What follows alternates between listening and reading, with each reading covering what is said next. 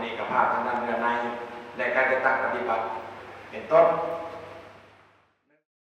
ในวันที่21พฤษภาคม 2026 คณะค้นคว้าปรับปรุงร่างกฎหมายว่าด้วยการจัดซื้อจัดจ้างกระทรวงการเงินร่วมกับกระทรวงยุติธรรมจัดกองประชุมปรึกษาหารือและทาบทามคำเห็นใส่ร่างกฎหมายว่าด้วยการจัดซื้อจัดจ้างโดยทุนของรัฐฉบับปรับปรุงที่แขวงจำปาสักซึ่งเป็นการทาบทามร่างกฎหมายดังกล่าวกับคณะการท้องถิ่นเป็นจุดสุดท้ายโดยการเป็นประธานของทานคำพันธ์บุญภาคมรองรัฐมนตรีกระทรวงยุติธรรมมีทานอุตแก้วแก้วดวงศิลป์หัวหน้ากรมประเมินผลและการจัดซื้อจัดจ้างกระทรวงการเงินพร้อมด้วยบรรดากรมเกี่ยวข้องผู้ต่างหน้าจากแขนงการที่เกี่ยวข้องอ้อมข้างแขวงประกอบมีแขวงขมวนสวรรณเขตสารวันเสกองและแขวงอัตตปือเข้าร่วมในกองประชุมทานคำพันธ์บุญภาคมให้ฮู้ว่ากฎหมายว่าด้วยการจัดซื้อจัดจ้างโดยทุนของรัฐเป็นเครื่องมือสำคัญเพื่อเฮ็ดให้เวียกงานจัดซื้อจัดจ้างถูกต้องและเป็นเอกภาพกันในขอบเขตทั่วประเทศแนะใช้รับประกันนำใช้ทุนของรัฐให้มีประสิทธิภาพประสิทธิผลสูงประหยัดยุติธรรมโปร่งใสและสามารถตรวจสอบได้ประกอบส่วนเข้าในการพัฒนาเศรษฐกิจสังคมแห่งชาติเป็นอย่างดี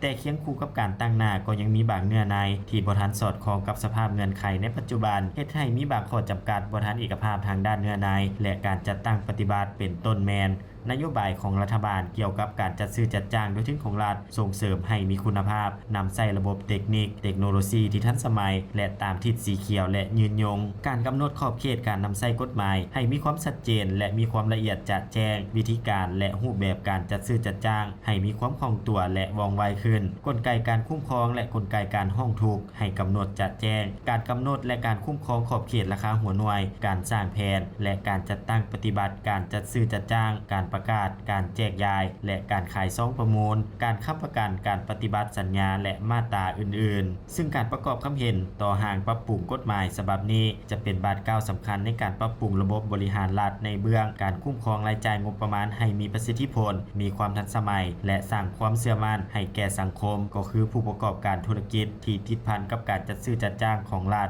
ฉะนั้นโครงสร้างของห้างและเนื้อในต้นต่อที่ได้มีการปรับปรุงบางมาตราของกฎหมายว่าด้วยการจัดซื้อจัดจ้างโดยทุนของรัฐฉบับปรับปรุงซึ่งได้ตัดออก11มาตราปรับปรุง32มาตราและเพิ่มเข้า51มาตราและรักษาไว้คือเก่า48มาตราฉะนั้นโครงสร้างของร่างกฎหมายว่าด้วยการจัดซื้อจัดจ้างโดยทุนของรัฐฉบับปรับปรุงใหม่ประกอบมี14ภาค21หมวดและ131มาตราซึ่งเป็นนิติกรรมสำคัญที่สุดในวาระกองประชุมได้มีการแลกเปลี่ยนคำเห็นอย่างกงไปกงมายกปัญหาตัวจริงเพื่อพร้อมกันปรับปรุงร่างกฎหมายดังกล่าวให้มีความถูกต้องสอดคล้องแทนเหมาะกับการจัดตั้งปฏิบัติและสามารถเป็นบอนอิงที่ดีให้คะแนนการเกี่ยวข้องได้อย่างคล่องตัว